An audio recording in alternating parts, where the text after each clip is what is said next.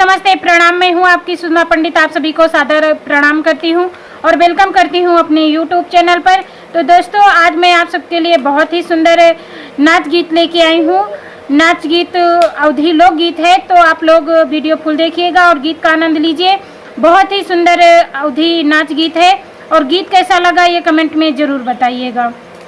गरम लागे राजा डोलाए दाना बेनिया, गरम लागे राजा डोलाए दाना बेनिया, बेनिया के खातिर सासू लगे गईली, बेनिया के खातिर सासू लगे गईली। ससुर मोरा भोला पियावे ठंडा पनिया, ससुर मोरा भोला पियावे ठंडा पनिया, गरम लागे राजा डोलाए दान बेनिया, गरम लागे राजा डोलाए दान बेनिया, गरम लागे राजा। बेनिया के खातिर जेठानी लगे गईली, बेनिया के खातिर जेठानी लगे गईली।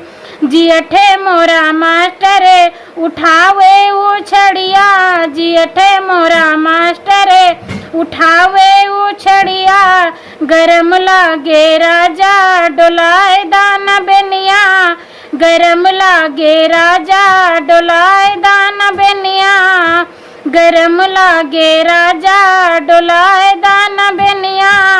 बेनिया के खातिर ननद लगे गईली, बेनिया के खातिर ननद लगे गईली।